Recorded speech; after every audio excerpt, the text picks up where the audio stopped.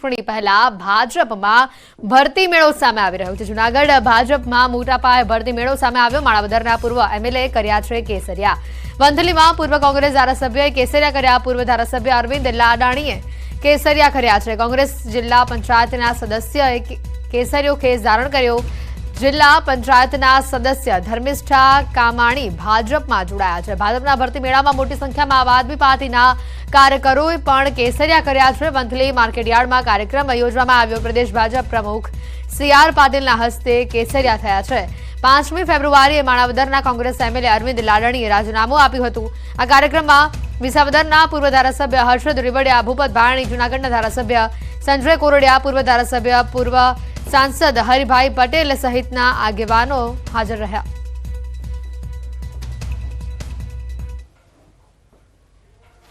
અહીં આજે આગેવાનો બધા જોડાયા છે એમને પણ વિનંતી કરું છું કે આપ બધા પણ હવે ભારતીય જનતા પાર્ટીના એક ભાગ છો। ઇલેક્શન સુધી એક પણ દિવસ ઘરમાં બેસી નહીં રહેતા અને જો કોઈ કામ ના કરતો હોય કે વિરોધમાં કરતો હોય તો સીધો મને ફોન કરજો। આપણે સાથે મળીને ગુજરાતની 26 સીટ 5 લાખથી વધુ મતે જીતવા માટે આપણે આગળ વધીએ।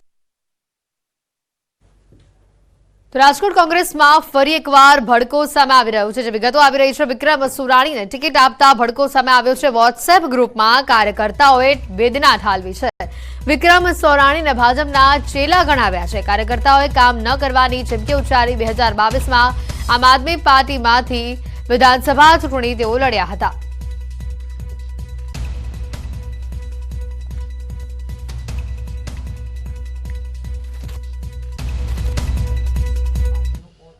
તો ભરૂચ કોંગ્રેસમાં બળવાના સૂર સામે આવી રહ્યા છે। ભરૂચ લોકસભા બેઠક પર હજી નવા જૂનીના એંધાણ છે।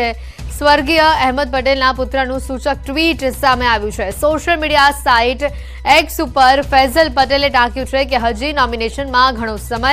ફૈઝલ પટેલે ભરૂચ બેઠકથી લડવાની પોતાની ઈચ્છા અહીંયા બતાવી છે। સાથે ટાંક્યું છે કે આ બેઠક પર સ્વર્ગસ્થ અહેમદ પટેલનો જૂનો સંબંધ અને પરિવાર સાથેના સંબંધો છે। તેને જોતા આ બેઠક તેમના અને તેમના પરિવાર માટે ભાવનાત્મક રીતે જોડાયેલી છે। કોંગ્રેસ અને આમ આદમી પાર્ટીની બેઠક વહેંચણીનો મુદ્દો વિવાદમાં રહ્યો છે, જેમાં ભરૂચ બેઠક પણ કેન્દ્ર સ્થાને છે। એક સમય તો આમ આદમી પાર્ટીએ પણ પોતાના ઉમેદવાર જાહેર કરી દીધા હતા। ફૈઝલ પટેલ ભરૂચ બેઠક પરથી લડી શકે છે કેમ તે તેમને ભરૂચના કાર્યકરોનું સમર્થન પણ છે।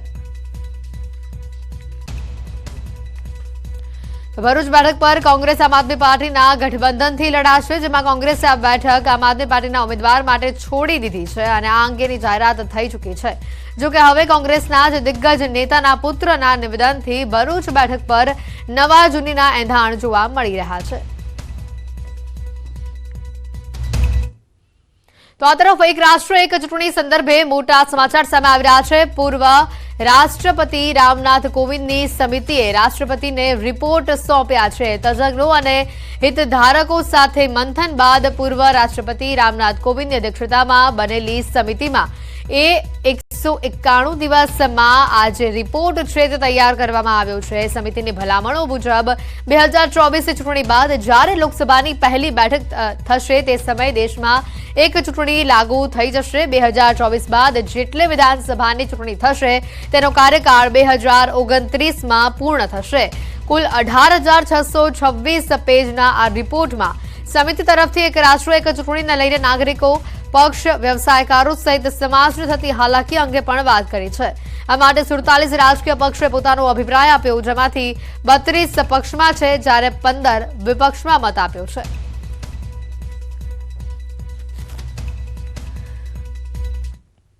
તો ભરૂચમાં પરીક્ષા ખંડમાં નિયમ મુજબ વિદ્યાર્થીનીનો હિજાબ હટાવવામાં આવતા વાલીઓએ વિરોધ નોંધાવ્યો છે। અંકલેશ્વર જીઆઈડીસીમાં આવેલી લાયન્સ સ્કૂલમાં બોર્ડની પરીક્ષા આપવા આવેલી કેટલીક વિદ્યાર્થીનીઓએ હિજાબ પહેર્યો હતો। શિક્ષણ વિભાગના નિયમ મુજબ વિદ્યાર્થીનો 80% ચહેરો સીસીટીવીમાં દેખાવો ઘણો જરૂરી છે, જેનું પાલન કરાવવા માટે 20 જેટલી વિદ્યાર્થીનીઓના હિજાબ હટાવવામાં આવ્યા હતા અને જેના સીસીટીવી પણ સામે આવ્યા છે। જોકે આ બાબતથી નારાજ થયેલા વાલીઓએ શાળાએ પહોંચી નારાજગી દર્શાવી, સાથે જ આચાર્ય અને નિરીક્ષકના સસ્પેન્શનની પણ રજૂઆત કરી છે। સાથે જ પોલીસ મથકે અરજી સ્વરૂપે ફરિયાદ પણ દાખલ કરાઈ છે।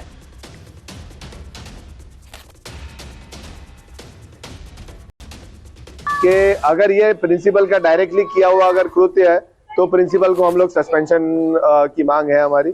प्रिंसिपल का अपनी अभी मुंह ज़बानी ये बात है और डायरेक्टर्स की ये बात है कि ऊपर से डीओ की तरफ से ये ऑर्डर है कि 80% फेस खुला होना चाहिए।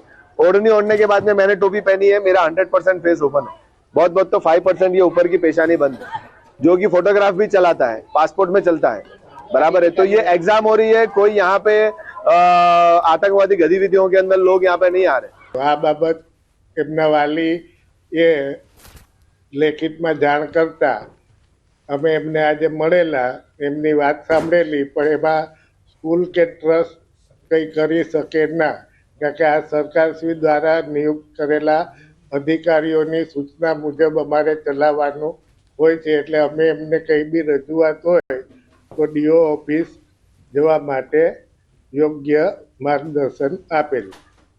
સોશિયલ મીડિયા અને ગેમિંગ એપ પર મિત્રતા કેળવવી ભારે પડી શકે છે। સોશિયલ મીડિયા ઉપર અજાણ્યા લોકો સાથે મિત્રતા કેળવતા લોકો માટે ચેતવણીરૂપ કિસ્સો અહીંયા સામે આવ્યો છે। રાજકોટમાં યુવતી અજાણ્યા શખ્સની જાળમાં ફસાઈ હતી।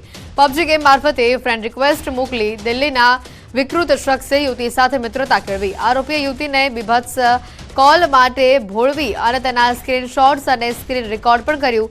બાદમાં યુવતીએ તેની માંગ સ્વીકારવાનો ઇનકાર કરતા શખ્સે યુવતીના કાકાને યુવતીના બીભત્સ ફોટા મોકલ્યા। આ બનાવ બાદ સાયબર ક્રાઇમમાં ફરિયાદ નોંધાતા ટીમે દિલ્હી જઈને સચિન યાદવ નામના શખ્સની ધરપકડ કરી છે। યુવતીની જે પણ પર્સનલ ડિટેલ્સ હતી, ફોટોઝ હતા, વિડીયોઝ હતા, આ બધું જે છે એ ખોટી રીતે ઉપયોગ કરી અને તેના ઘરે અલગ અલગ સભ્યોને મોકલી અને યુવતીને ધમકાવી અને પોતાના કાબૂમાં કરવા માટે થઈને પ્રયત્ન કરેલો છે। બીજું, જે વ્યક્તિને તમે રૂબરૂ મળેલા નથી, ઓળખાણ નથી, વધુ એના વિશે જાણતા નથી, એનું બેકગ્રાઉન્ડ વધુ ખ્યાલ નથી અને માત્ર ચેટિંગના મારફતથી તમે એને ઓળખો છો, તો એવા વ્યક્તિઓ સાથે કોઈ પણ પ્રકારની પર્સનલ ડિટેલ શેર કરવી તો એ મને લાગે છે ક્યાંક ને ક્યાંક બહુ ડેન્જરસ વસ્તુ છે। તો જામનગરમાં વકીલની હત્યાનો વિરોધ કરવામાં આવ્યો છે। ગઈકાલે સાંજે વકીલ હારૂન પાલેજાની જાહેરમાં હત્યા કરવામાં આવી હતી અને જેના પગલે સાયચા ગેંગ, રજાક સોપારી સહિતના 15 શખ્સો સામે ગુનો નોંધવામાં આવ્યો છે। જામનગર બાર એસોસિએશનના નેજા હેઠળ તમામ વકીલો આજે કોર્ટની કામગીરીથી અળગા રહ્યા। જ્યાં સુધી આરોપીઓ સામે કાર્યવાહી કરવામાં નહીં આવે ત્યાં સુધી કામથી અળગા રહેવાનો નિર્ણય લીધો છે। વકીલોએ એડવોકેટ પ્રોટેક્શન એક્ટ લાવવાની માંગ કરી છે।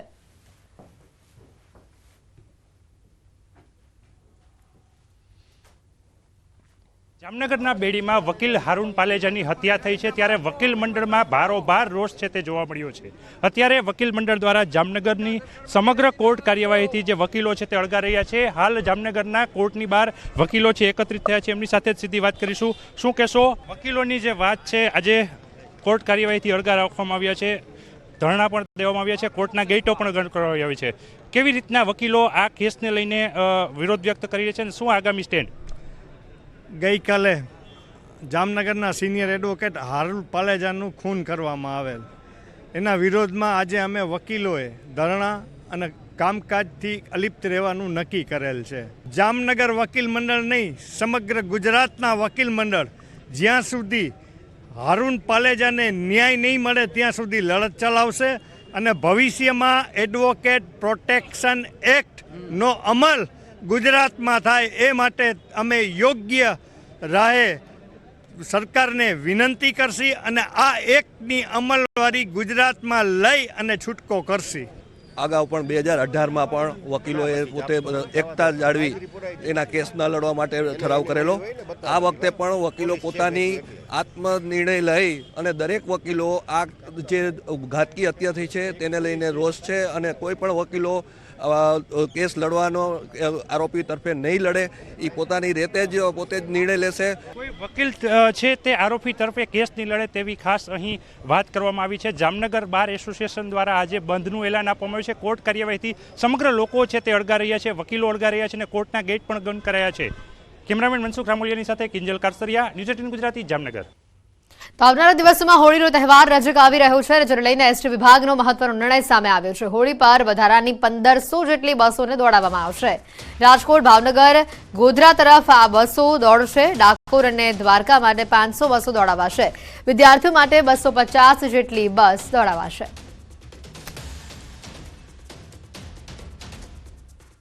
હોળીના તહેવારને લઈ અને ચાલુ વર્ષે ગુજરાત એસટી દ્વારા 1500 જેટલી બસોનું એક્સ્ટ્રા સંચાલન કરવાનું આયોજન કરવામાં આવ્યું છે અને એમાં ખાસ કરી અને રાજકોટ, અમરેલી, જુનાગઢ, ભાવનગર, ભુજ જેવા વિસ્તારોમાંથી દાહોદ, ગોધરા, સંતરામપુર બાજુ મેક્સિમમ એક્સ્ટ્રા સંચાલન ચાલતું હોય.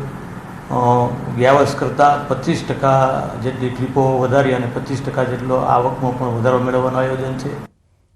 બોટાદમાં 10 ગામના ખેડૂતોએ સિંચાઈના પાણીની માંગ સાથે રેલી યોજી દેખાવો કર્યો છે. મામલતદાર કચેરીએ ખેડૂતોએ આવેદનપત્ર આપીને સૌની યોજના અંતર્ગત લીંબાડી, ઇતરિયા અને ઘેલા ડેમમાં પાણી છોડવાની માંગ કરી છે, જેમાં ગોરડકા, ઉગામેડી, અડતાળા, લાખણકા, તતાણા આ સહિતના ગામોમાં પાણીની માંગ કરાઈ છે. જો પાણી નહીં મળે તો ખેડૂતોના ઘઉં, જીરું, કપાસ સહિતના પાકને મોટા પાયે નુકસાન થાય તેવી ભીતિ ખેડૂતો વ્યક્ત કરી રહ્યા છે.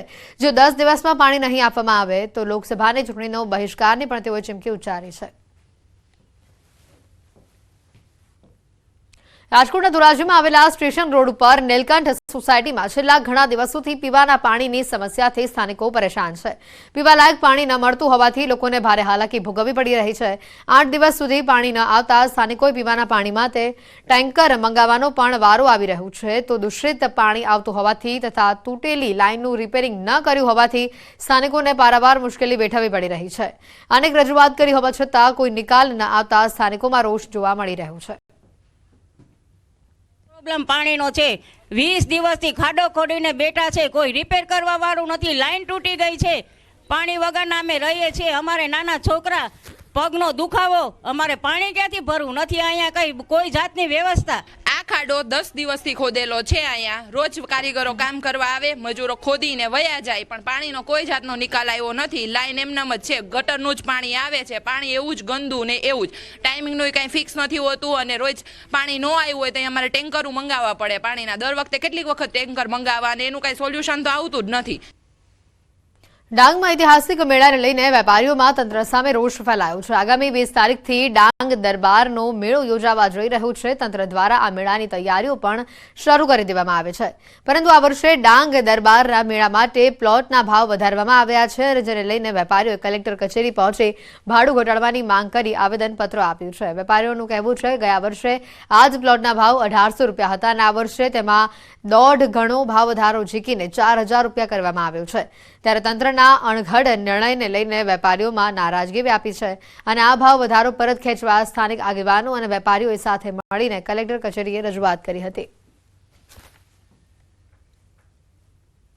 ડાંગ જિલ્લામાં જે ડાંગ દરબાર યોજાવાનો છે એમાં જે પ્લોટનો ભાવ વધારો કરવામાં આવેલો છે એ બિલકુલ અયોગ્ય છે અને અવ્યાજબી છે.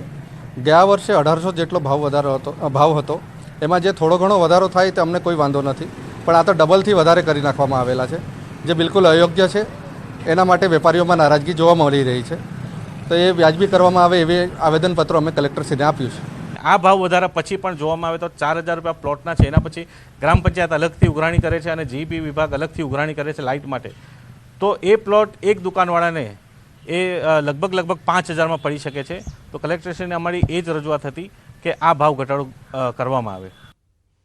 આગળ વાત કરીએ તો પંચમહાલના પ્રસિદ્ધ યાત્રાધામ પાવાગઢમાં 5 દિવસ રોપવે સેવા બંધ રહેશે. 18 થી 23 માર્ચ સુધી મેન્ટેનન્સની કામગીરી કરવાની હોવાથી યાત્રાળુઓ માટે આ રોપવે સેવા બંધ રહેશે. 24 માર્ચથી રાબેતા મુજબ રોપવે સેવા કાર્યરત કરાશે.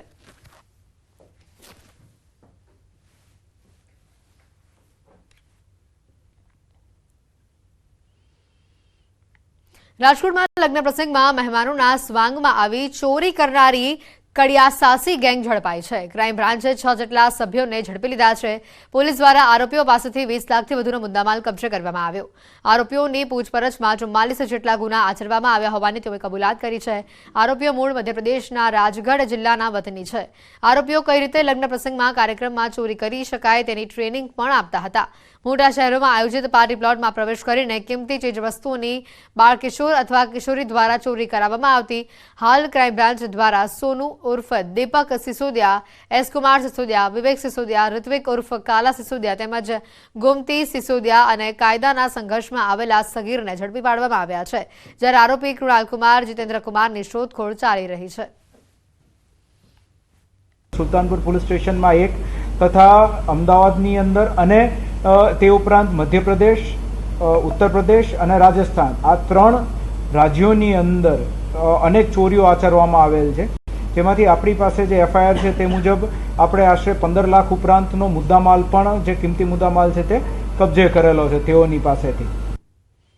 પોરબંદર જિલ્લાના રાણાવાવમાં 1 વર્ષ પૂર્વે રૂપિયા 1 કરોડના અનાજ કૌભાંડની શાહી હજી સુધી સુકાઈ નથી અને ત્યાં પોરબંદરના દેગામના સરકારી અનાજ ગોડાઉનમાંથી અનાજની મોટી ઉચાપત સામે આવી છે.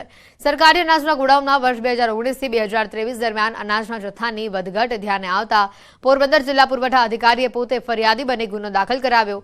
બગવદર પોલીસ સ્ટેશનમાં નોંધાયેલા ગુના મુજબ 1 કરોડ 18 લાખથી વધુની ઉચાપત થયાનું બહાર આવ્યું છે. ઘઉંના જથ્થામાં 2627 ક્વિન્ટલની ઘટ છે, તો ચોખાના જથ્થામાં 617 ક્વિન્ટલની ઘટ જોવા મળી છે. અન્ય કઠોળ અને તેલના જથ્થામાં પણ વધઘટ સામે આવી છે. આ મામલે તત્કાલીન ગોડાઉન મેનેજર નીરવ પંડ્યા તથા તત્કાલીન ડીએસડી કોન્ટ્રાક્ટર હાથિયા ખૂંટી વિરુદ્ધ પોલીસ ફરિયાદ દાખલ કરાઈ છે. આ ઓડિટ રિપોર્ટ મુજબ અંદાજે 1 કરોડ 18 લાખના અનાજની ઉચાપત થઈ છે, જેમાં ઘઉંના જથ્થામાં 2627 ક્વિન્ટલની ઘટ છે, ચોખાના જથ્થામાં 617 ક્વિન્ટલની ઘટ છે, બીજા પણ અનાજ અને કઠોળના જથ્થામાં વધઘટ ધ્યાને આવેલી છે. આ ઉચાપત અનુસંધાને તત્કાલીન ગોડાઉન મેનેજર નીરવ પંડ્યા અને તત્કાલીન ડીએસડી કોન્ટ્રાક્ટર હાથિયાભાઈ ખૂટી સામે પોલીસ ફરિયાદ નોંધાવવામાં આવેલી છે. અન્ય આરોપીઓનું પણ પોલીસ તપાસ દરમિયાન નામ ખુલશે તો એમની સામે પણ ફરિયાદ કરવામાં આવશે. બગવદર પોલીસ સ્ટેશન ખાતે આ જે પોરબંદર દેગામ ખાતે જે સરકારી અનાજનું ગોડાઉન આવેલ છે એમાં જે આ અસાધારણ વધઘટ જોવા મળેલ છે એની ફરિયાદ નોંધવામાં આવેલ છે. હાલ નામજોગ 2 આરોપીઓ વિરુદ્ધ ફરિયાદ છે, જેમાં પોરબંદર દેગામ ગોડાઉન મેનેજર, તત્કાલીન ગોડાઉન મેનેજર નીરવ પંડ્યા તથા તત્કાલીન ડીએસડી કોન્ટ્રાક્ટર હાથિયાભાઈ ખૂંટી અને અન્ય જે પણ તપાસમાં ખુલે આ તમામ આરોપીઓ વિરુદ્ધ ફરિયાદ નોંધવામાં આવેલ છે.